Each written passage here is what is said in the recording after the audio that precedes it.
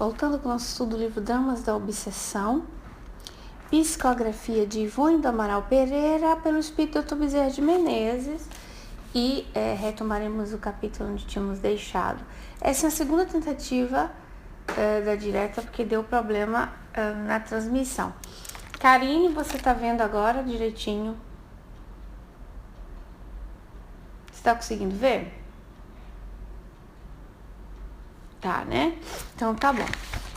Nós vamos recapitular o pedaço de onde nós tínhamos deixado a semana passada, que era sobre a ida do Rabino para o centro espírita, sobre ele ter se locomovido do sul do Brasil até a cidade de Lavras, em Minas Gerais.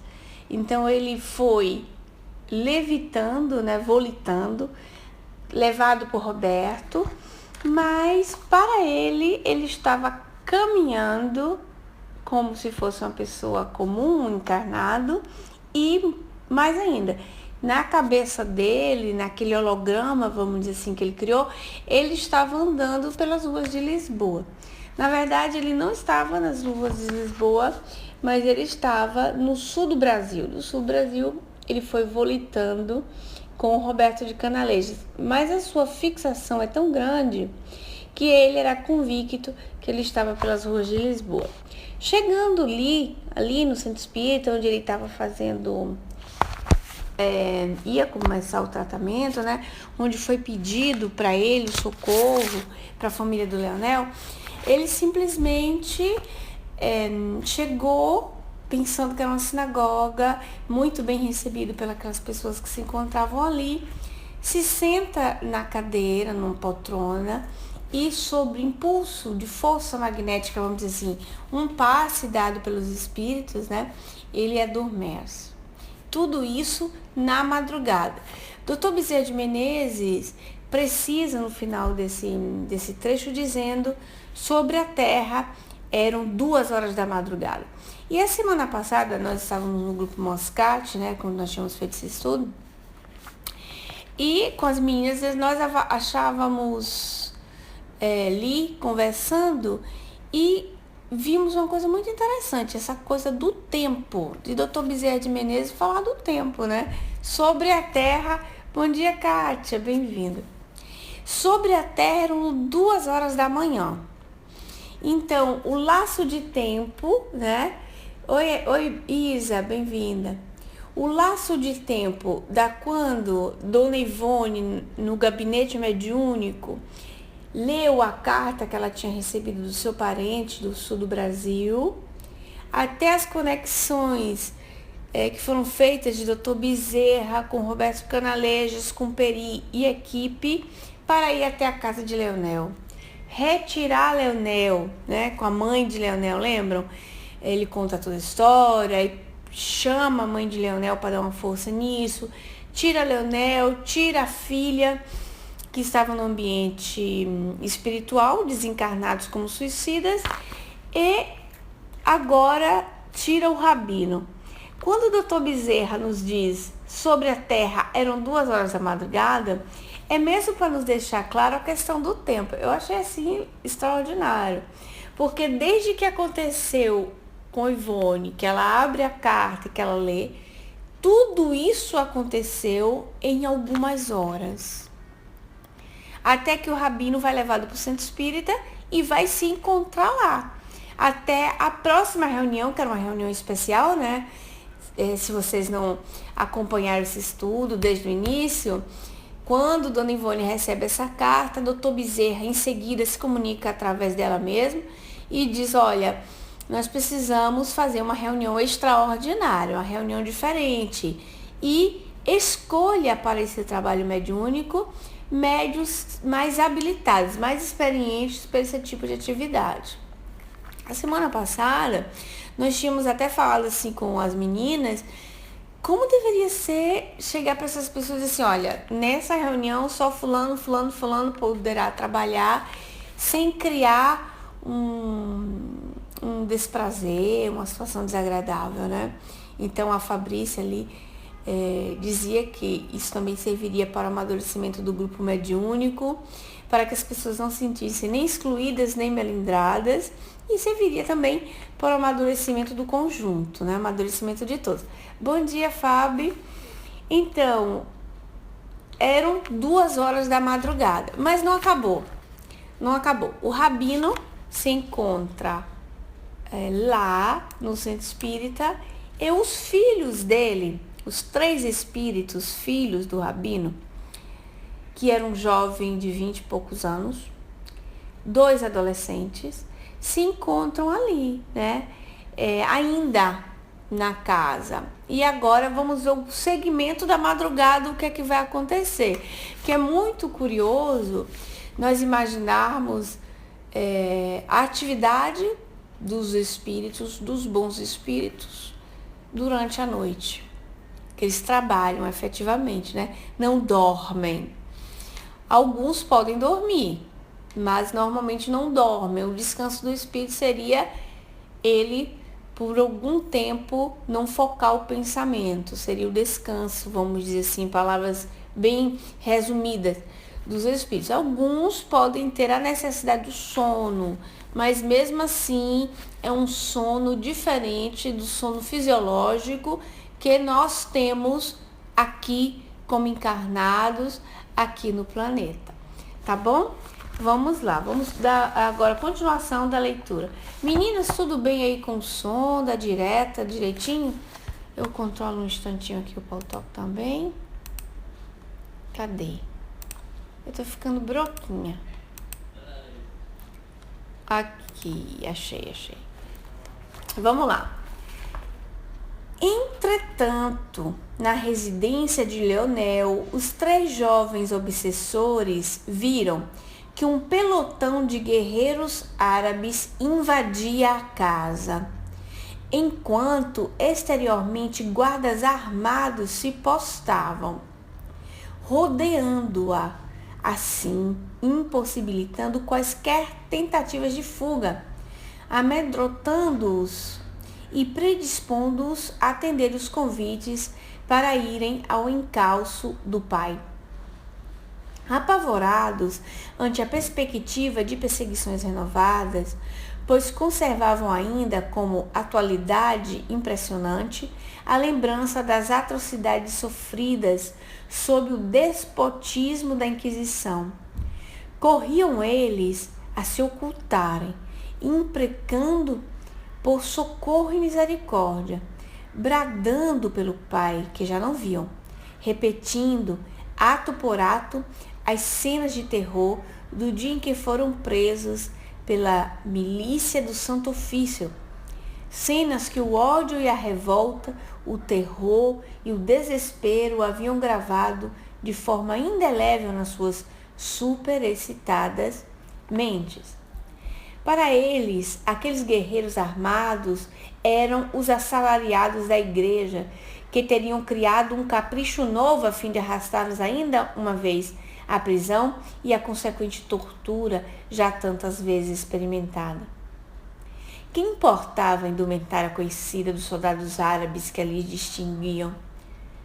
Por aquele remoto tempo não raramente aconteciam que judeus convertidos à fé católica ou que afetavam a conversão para fugirem às perseguições e visando a quaisquer vantagens pessoais que lhe permitissem viver em paz, aliavam-se às autoridades inquisitoriais ou às civis para a perseguição aos próprios irmãos de ideal religioso, dos que resultavam os mais revoltantes calamidades individuais, pois, confiante na ação dos correligionários de crença, caíam os perseguidos em ciladas irremediáveis, sucumbindo pela traição, muitas vezes ignorando mesmo que eram traídos, e assim se encontravam, portanto, presas de pânico indescritível os 3 jovens obsessores.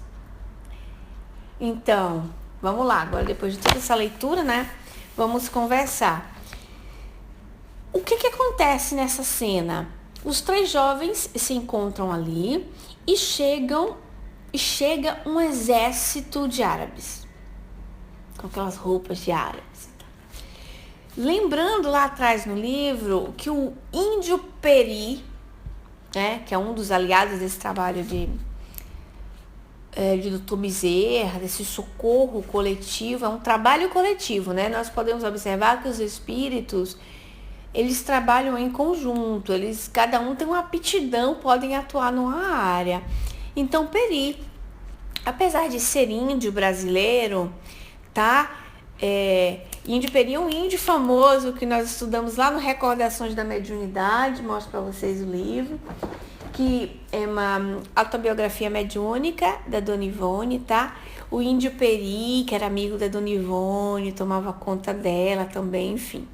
O índio Peri teve, em uma de suas encarnações, experiência em milícia árabe, uma das, né? E isso fez com que ele tivesse, digamos assim, uma certa respeitabilidade com alguns espíritos. Então, esses espíritos que se apresentam como milícia árabe eram espíritos, vamos dizer assim, amigos do Peri. Então, aquela situação de invadir a casa e tal, era uma cena para que os próprios espíritos que se encontravam ali pudessem ir, tá, ao encontro do próprio pai. Alguns de vocês irão pensar aquilo que eu também pensei, tipo, por que não utilizar um método comum, tipo, fazer com que eles dormissem ali e tirassem eles de bom grado para o centro espírita? Poderia ter sido feito. Por que não, né?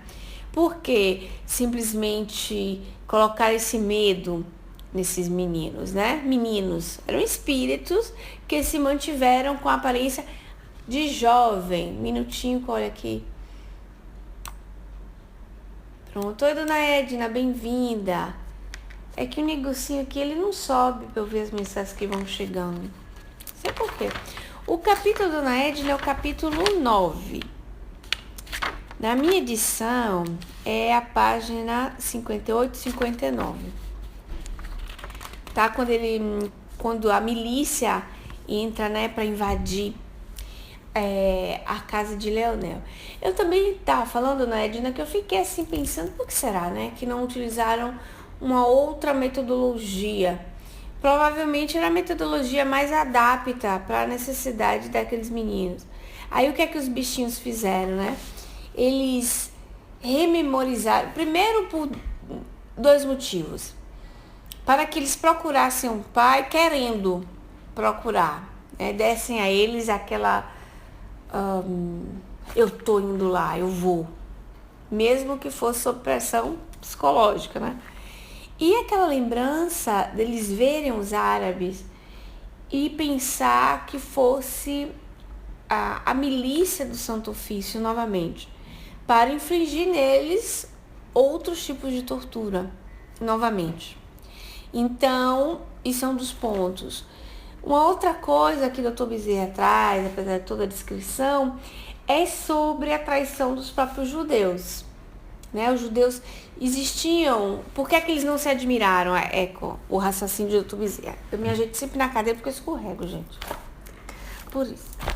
Então, o Dr. Bezerra, ele vai dar o exemplo dos árabes, porque num certo período, principalmente, vocês lembram que eles têm experiência em Portugal, não é verdade?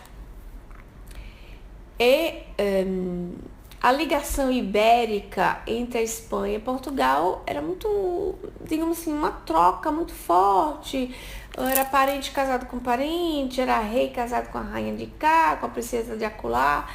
Então, existiu um período, muito antes da Inquisição, no qual, por exemplo, em algumas comunidades, árabes, hebreus e cristãos viviam com a relativa paz. Com a relativa paz, tá? Inclusive, a cultura árabe era muito rica, muito rica. Então, existem histórias, por exemplo, do impulso, os visigotos, os visigotos, os árabes. Um impulso muito grande em algumas partes do período medieval, dos árabes, né, que vem muito antes do ano 1000. Aqui nós estamos falando do século XVI, que é quando começa todo o tumulto. Então, culturalmente, era um povo que eles conheciam, não é que era totalmente diferente, tá? Porque criavam essas comunidades, eles tinham uma recorrência. Então, Dr. Bezerra nos diz o seguinte: eles não se admirariam de encontrar árabes que também foram forçados a se converterem, né? De encontrarem árabes que pudessem fazer como um acordo com a própria igreja e prestar serviço, né? Como alguns filmes nos transmitiu como mercenários, né? Vocês lembram que existiam mercenários assim? Me deem um segundinho. Deixa eu responder aqui uma coisa no portal.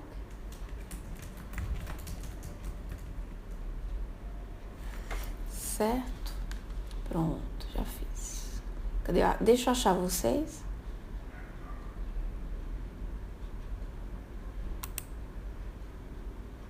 Aqui, voltei. Vocês estão me vendo? Áudio, tudo, gente? Quando eu mudo de tela, vocês conseguem ver?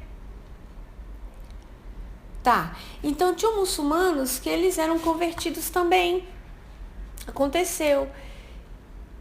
Só que alguns dizem, historicamente, que a Inquisição só tinha autoridade com aqueles que eram convertidos ao cristianismo, tá?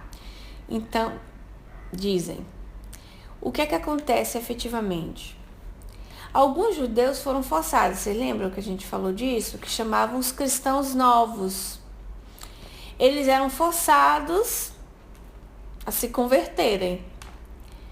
E isso era um motivo, como eles eram forçados, eles não agiam com uma certa naturalidade. Eu tenho que salvar o estudo aqui. Gente, volto daqui a pouco no segundo áudio.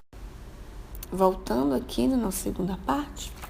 Então, os cristãos novos, mas eles atuaram também nos judeus por vingança, porque desejavam tomar a riqueza dos judeus, que eram um povo muito de comércio, né? Um povo trabalhador. Então, tinham riquezas, interesses políticos atrás disso tudo.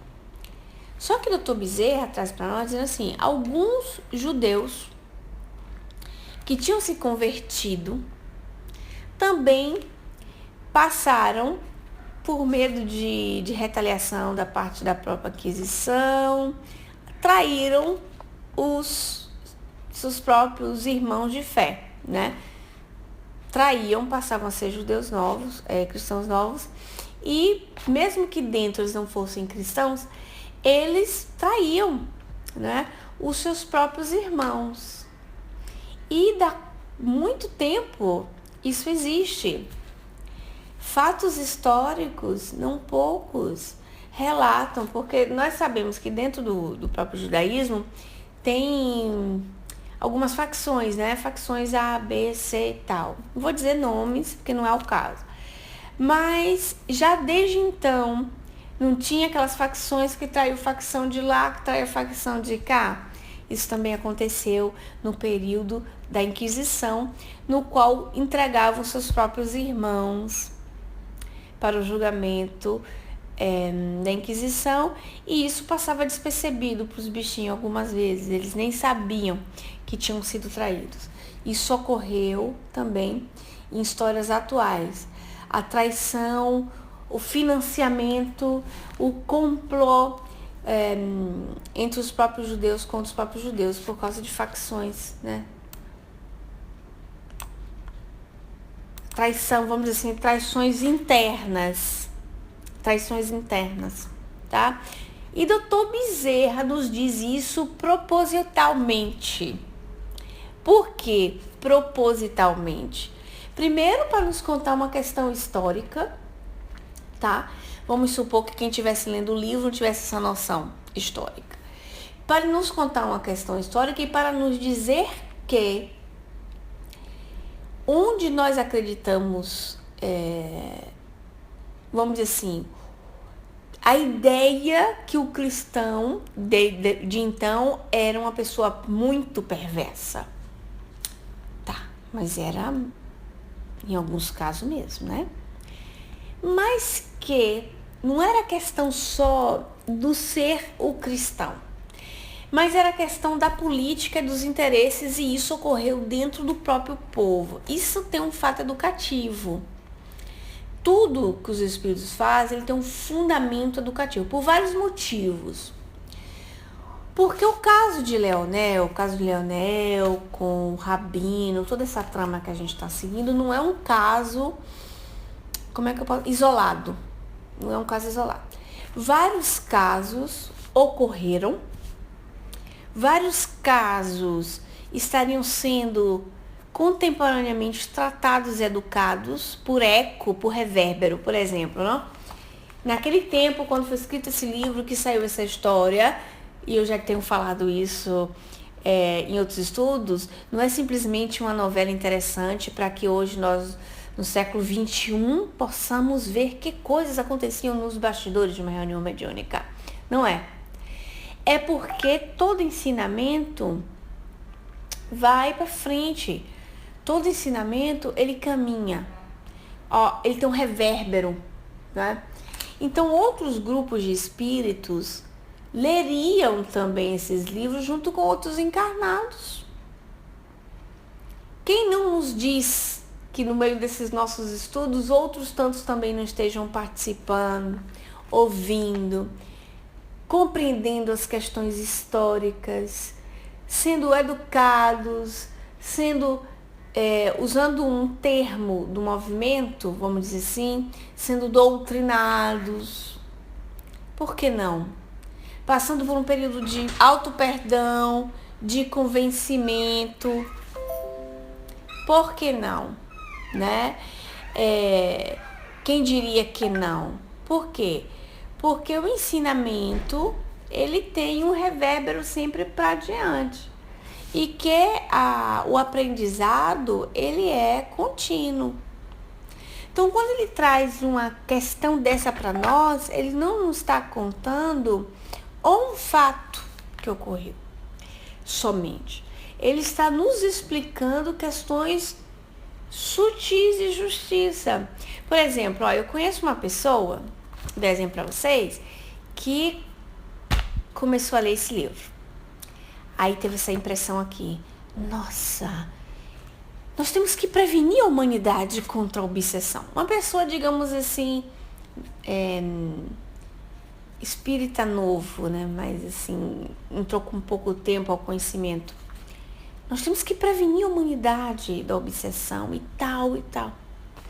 Mas a preocupação da pessoa era a questão do mal que nos ataca.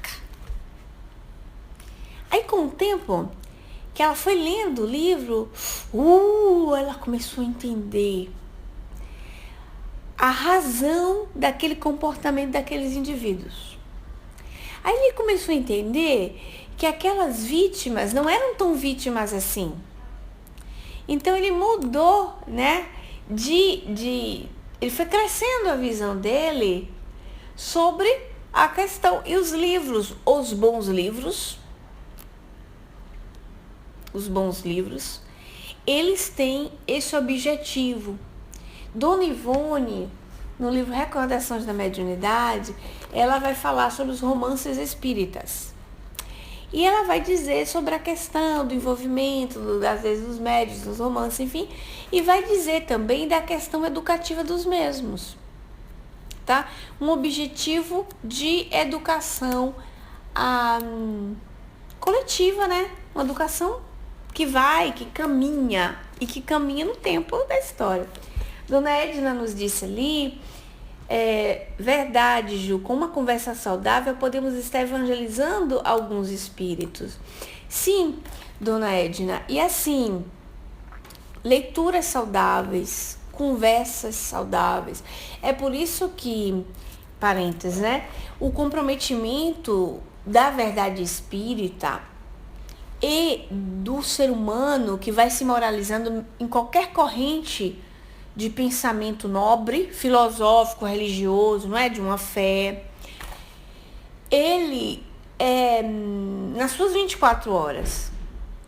Então, ficou por muito tempo uma ilusão, porque é uma ilusão, né? Que o comprometimento do espírita era circunscrito ao trabalho do dia X que ele vai, ou das horas X que ele se apresenta no grupo espírita, no centro espírita, né? Então ele continuaria com sua vida normal, de ser humano normal, com suas manias, com suas paixões. Não que a gente não continue assim, mas o que é que acontece?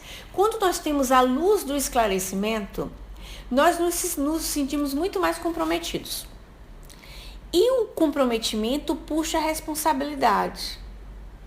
Então já não é mais o comprometimento do centro espírita, do grupo espírita, naqueles X dias, X horas, mas é o meu templo pessoal, que sou eu, que é meu coração, como ensinou Jesus, que é um educador, né? Que eu me educo, eu sou um autoeducador e educo outros que estejam comigo, porque qualquer um, e dizem os bons espíritos no livro dos espíritos, pode ajudar quem está acima, quem está acima ajuda quem está abaixo, e assim vai. É uma ajuda providencial de Deus para que essa lei de fraternidade, essa corrente, aí me lembra aquele filme, Dona Edna, viu, meninas? A Corrente do Bem. Me lembrei o título em português. A Corrente do Bem. Porque é uma corrente de fraternidade no qual um liga-se com o outro, uns com os outros, e os espíritos principalmente. Então, assim, querido e amigo espírita, como você é um templo que caminha, o seu comportamento é visível. Através daquilo que você faz, através daquilo que você pensa, você ajuda ou ajudará outras pessoas, além de ajudar a si mesmo. Então, olhe bem, o efeito de uma boa conversa, né? Como diz Dona Edna, o efeito de uma boa conversa. Muitas vezes nós estamos tendo diálogos espíritas, né? Eu tenho uma amiga que muitas de vocês conhecem, porque é amiga de vocês também, que é a Fabrícia. A Fabrícia fala, nossa, nós conversamos e tal, com entusiasmo. Então, muitas vezes nós estamos na lida, né, da vida comum, na vida de relação, falando coisas nobres. E quem nos diz que naqueles discursos não existem outras testemunhas do invisível que nos escuta, que observa se é assim, que não é, que compara e que se educa? Não é uma fantasia minha isso. Isso é uma instrução doutrinária. Os bons espíritos, com o tempo, isso é o tempo, né? Percebendo que você, meu irmão espírita, é uma moça, é uma pessoa comprometida com isso, com o bem, né? Com a vontade de se transformar. Existe uma vontade aí da pessoa, um ímpeto, eu vou fazer hoje, eu vou conseguir, eu faço meu pouco hoje, meu pouco amanhã, para os outros. Porque não existe um outro objetivo de vida, pessoal, da evolução, porque a gente pensa assim, nossa, eu tenho que me evoluir, né? Assim, eu tenho que evoluir. Eu tenho que buscar reforma íntima. E quando nós temos uma visão estreita desse tipo de colocação, nós pensamos, eu tenho, é uma coisa pessoal para mim. É meu autoconhecimento, é a minha automeditação, é o meu desenvolvimento dos meus chakras, é o desenvolvimento da minha mediunidade, é eu falando com o meu espírito protetor. E quando nós nos colocamos nesse posicionamento, nós nos estamos restringindo de novo ou continuando restrito. Porque eu fico, sempre eu. Na verdade, todas essas frases teriam que ser colocadas nós, né? Porque eu faço a minha reforma íntima ajudando o outro. Eu trabalho a mediunidade servindo o outro. Eu trabalho para abrir meus pontos de luz servindo para o outro. Então não tem melhor atividade de tratamento para abertura de chakra do que a própria caridade. O servir ao outro. Então qual é o objetivo do ser humano? Servir essa corrente do bem, servindo ao outro. Porque quando você é um para pensar em alguém, tantos outros pensam em você. Imagine, um pensando em alguém e tantos pensando em você, vibrando para você. É a corrente do bem, né? A lei da própria fraternidade de Deus. Então, isso com o tempo. Voltando à conversa da conquista pessoal, quando nós vamos, os espíritos, os bons espíritos, por questão de simpatia, eles vão se associando a nós. É sim. Então, se eu gosto de músicas que falam coisas boas, que estimulam bem, que estimulam as boas paixões e não as más, se eu gosto de bons livros, se eu gosto de bons filmes que estimulam as boas paixões e não as más, por similitude, por simpatia, eu vou adquirindo maiores companhias espirituais, melhores. Porque o meu padrão vibratório se mantém e eu vou estar predisposta às melhores influências. Eu vou estar predisposta às melhores influências. Mas não porque, entenda, que eu não mereça outro tipo de assistência. Todos nós temos espíritos protetores que nos protegem, superiores a nós, todos. Qualquer lugar. O irmão do iglu, o irmão muçulmano, o irmão que viva dentro de uma caverna, ele vai ter um espírito superior. Mas todas as amizades espirituais é uma conquista. Só que os bons espíritos, eles não são adivinhas. Nós temos essa mania de achar que os espíritos são adivinhas. Ele não vai adivinhar que você vai ser fiel a um trabalho. Só quem sabe disso é Deus. Não. Os bons espíritos, eles vão percebendo quem é você com o tempo. Porque você pode prometer uma coisa de boca, tentar e não botar em prática, porque não dá conta. Então, aí você tenta hoje, tenta amanhã, eles ficam, olha, fulano tá tentando. Depois de 1 ano, depois de 2 anos, nossa, fulano, pô. Aí, com o tempo, nessa sua vigilância do dia a dia, e agora eu vou pegar o fio, viu, dona Edna? Com o tempo, eles começam a trazer espíritos para ficar contigo. Eu não sei se foi com Fabiana que eu conversei isso uma vez. Para ficar na tua companhia, para que você os eduque. Que coisa incrível, não é? E às vezes as pessoas dizem, ai meu Deus, fulano vai trazer espírito para dentro de casa. Que coisa, né? Muitas perguntas do livro dos Espíritos esquecidas. Necessário todo o tempo estudarmos o livro dos Espíritos, todo o tempo estudarmos o livro dos Médiuns, para que nós possamos entender esses mecanismos. Os bons espíritos trazem espíritos às vezes inferiores, sim, para que nós possamos educá-los. Ou isso é permitido para que nós possamos educá-los. E automaticamente, né, isso reverbera em nós como um bem.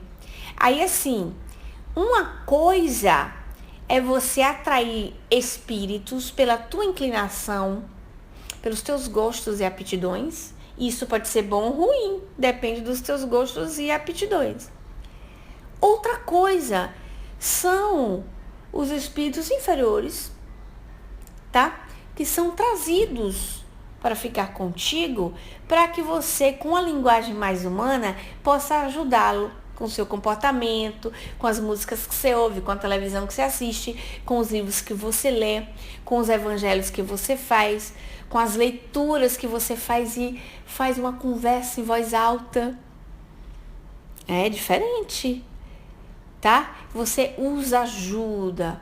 E vocês imaginam aquelas pessoas que nós nos preocupamos com elas, para orarmos por ela, que pessoas que nós adquirimos uma simpatia, assim, às vezes por compaixão, histórias que a gente ouviu no noticiário e que a gente pega ao coração aquela situação e começa a orar pela pessoa, são conquistas espirituais. Então, se na vida do cotidiano nos faz espíritas 24 horas por 24, inclusive médiuns também, vocês imaginam um estudo de um livro que dura um ano inteiro e que toda semana ele está ali. Dura 2 anos aquela temática. O que é que vocês deduzem com isso? Depois de toda essa conversa que eu fiz, o que é que você deduz, Isa, com isso, dona Edna? No meio tempo eu vou salvar mais uma vez o áudio aqui do GE. Voltando à nossa terceira parte. Né, Isa? O que é que vocês conseguem observar com isso?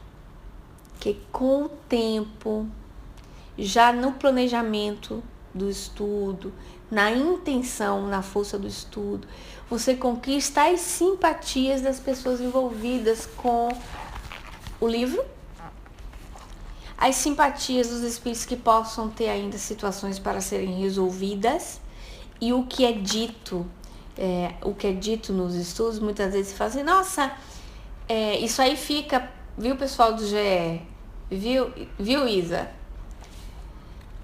Mas nós fizemos estudo, a planilha, organizamos estudo, não sei o que.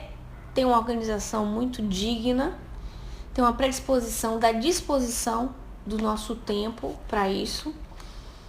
E às vezes, ninguém comentou, ninguém falou nada, que chato. Isso é só uma questão de ego nosso, né? Só uma questão de ego. Porque os nossos trabalhos, e digo qualquer um em geral, que seja um trabalho do bem, que é focado pro bem, às vezes é direto em 2, 3, 4 pessoas que tem nelas uma multidão de espíritos. E que tantos outros espíritos é que são participantes do trabalho. Desde quando foi planejado, desde quando a pessoa gravou, desde quando aquela outra deu play para ouvir, desde quando a pessoa que gravou vai se reouvir. Se nós temos uma nuvem de testemunhas, aquele trabalho ali não fica perdido. Nunca. Porque é um fenômeno educativo, né? De massa, achei a palavra certa. Um fenômeno educativo de massa, tá? Então, estou falando com vocês aqui no GE, que nós temos poucas pessoas no GE, né? Aqui na página, que o estudo é focado aqui pra gente mesmo, não é uma coisa, vamos dizer assim, pro mundo. Nada a ver. Mas nós sabemos que o público real são os espíritos. O público real são os espíritos que nos escutam, que querem entender, que querem se autoconhecer, e aqueles que são trazidos propositalmente para participar do trabalho, para poder ouvir, para poder participar, né? Dona Edna disse ali, pensei nestas colocações, é uma nuvem de testemunhas. É uma nuvem de testemunhas. Pois é, né, Isa? Vocês imaginam que eu vou contar uma história de Chico Xavier para vocês, né? Teve um período no Centro Espírita que ele trabalhava com o irmão dele, o André Luiz. Eis porque o espírito assinou André Luiz, pegou o nome do irmão do Chico, tá? Um de vocês aí que não saibam.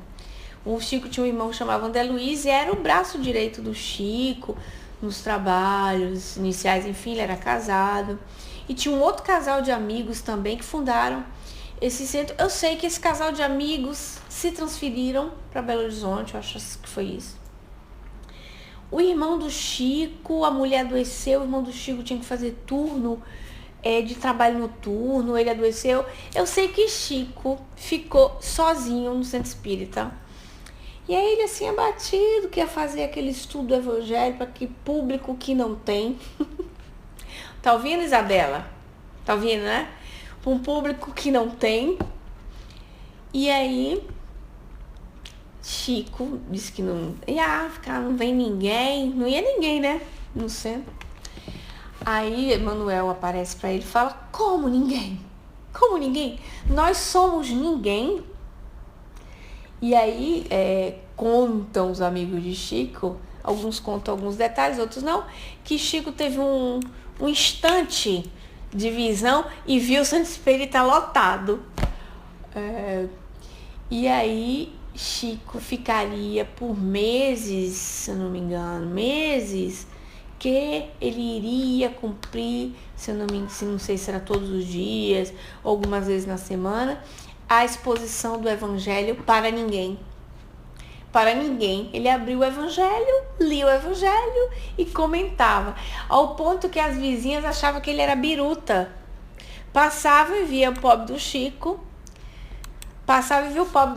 lá com aquele livro na mão, falando, gesticulando, e as velhinhas Carola, né, fofoqueirinhas nem um pouco, dizia: vixe, Chico Xavier tá bilolado. Médio ficou tentando juízo, porque ele falava para ninguém, tá? Então, assim, sobre repegando, costurando, né? Ô, dona Edna, a Priscila às vezes fica doidinha comigo, fala assim: ai meu Deus, tá no livro, daqui a pouco ela pula para outro, daqui a pouco pula para outro. A dona Edna já tá acostumada, né, dona Edna? São anos de costume.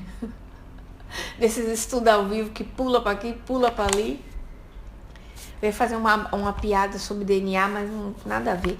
Depois, se vocês me perguntarem, eu conto. É que existe um DNA na mitocôndrias que é um DNA saltitante. Aí ele fica pulando para aqui, para colar, para aqui, para colar. Pula para lá para o papai, pula para a mamãe. Assim sou eu nos estudos. Pulo para um livro, pulo para um assunto e pego o fio do raciocínio de novo. Vamos lá?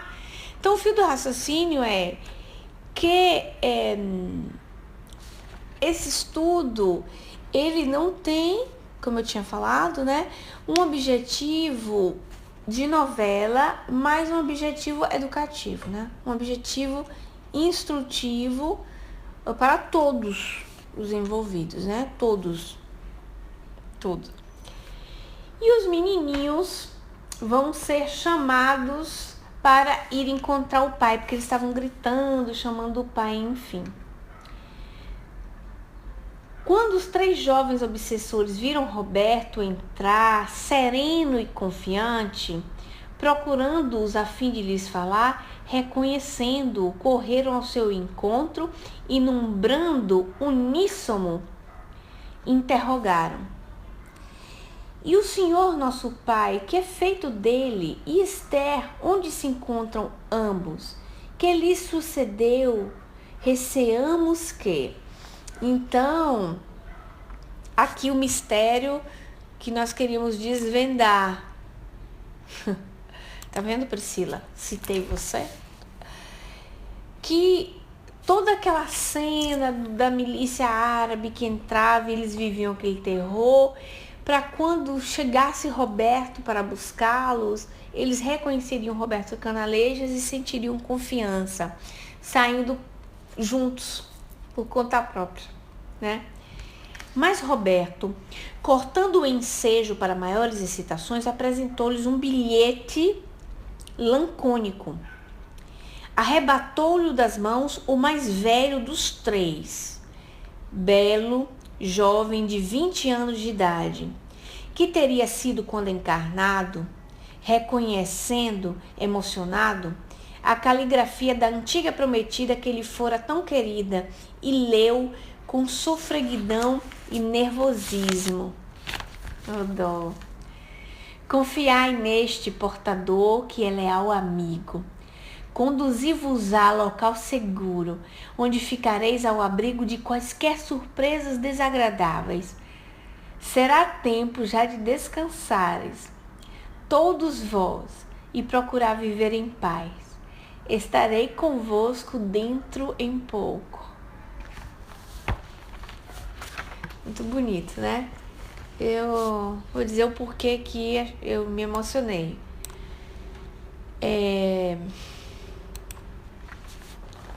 Das possibilidades dos bons espíritos de socorrerem, mil nuances, né? Vocês imaginem aqueles meninos se encontrarem ali em situações dolorosas há tanto tempo, dolorosas. E Roberto de Canalejas, trazer um bilhete escrito à mão por Esther. Ora, gente, Roberto não conhecia Esther diretamente. Tudo aconteceu num lapso de horas. Esther se encontra num plano espiritual mais elevado. Nós temos que convir que essa carta foi materializada lá no mundo espiritual. Quer dizer, a Esther escreve uma carta com a letra dela, lógico que foi o pensamento, né? Ela não escreveu com a mão, hein, gente? Pelo amor de Deus. Ela efetivou aquela carta, vamos dizer, com seu pensamento, ao ponto de criar uma carta, papel, real, com a caligrafia. É muito bonito isso. E o menino pegar, que é a carta da sua amada, gente, que ele não vê há séculos, e reconhecer a letra dela, né, a caligrafia, dizer, olha só, confie nesse enviado, confie, siga com eles, e olha como ela é carinhosa, será tempo já que de descansar de todos vós, é muita compaixão, e procurar viver em paz. Os bichinhos estavam há muito tempo sofridos, né, e assim, muito bonito, né, dona Edna, romântico até, porque aquele menino é voltado para o ódio por causa, de qualquer jeito, do próprio pai, né, que cravou no menino aquela mágoa conjunta, vamos dizer assim, por causa da autoridade, e criou aquela simbiose entre os quatro. Ele de qualquer jeito ia casar com ela naquele tempo, a amava, ela era uma pérola em família, porque era uma menina com qualidades espirituais muito nobres. Então, aquele rapazola de 20 anos, a senhora imagina que é, inclusive, 1 ano mais novo do que meu Gabriel.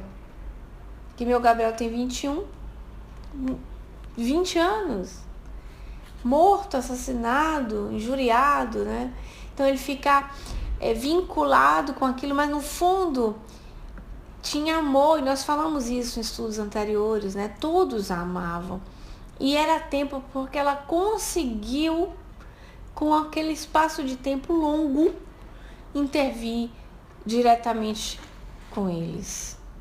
E você vê a sofreguidão do menino, pegar a carta, ler, reconhecer a carta da sua amada, que faz promessas para um reencontro. Assim, deve ter sido muito emocionante para esse rapaz, para esses meninos. Eu concluo o estudo de hoje, né, com uma reflexão.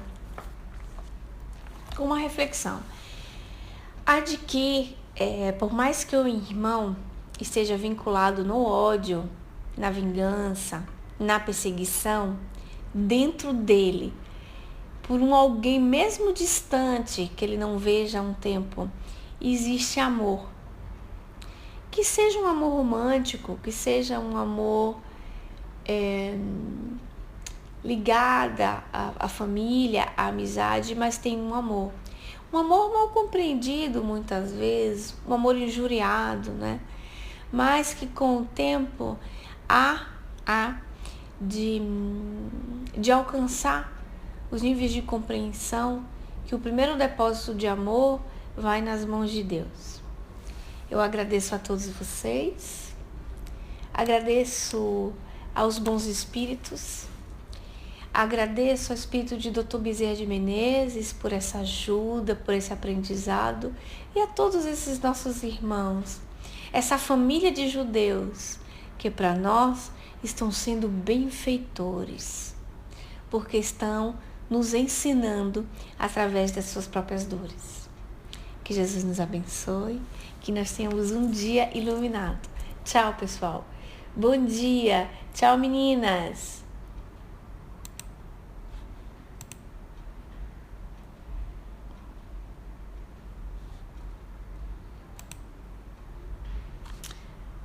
Que Jesus nos abençoe.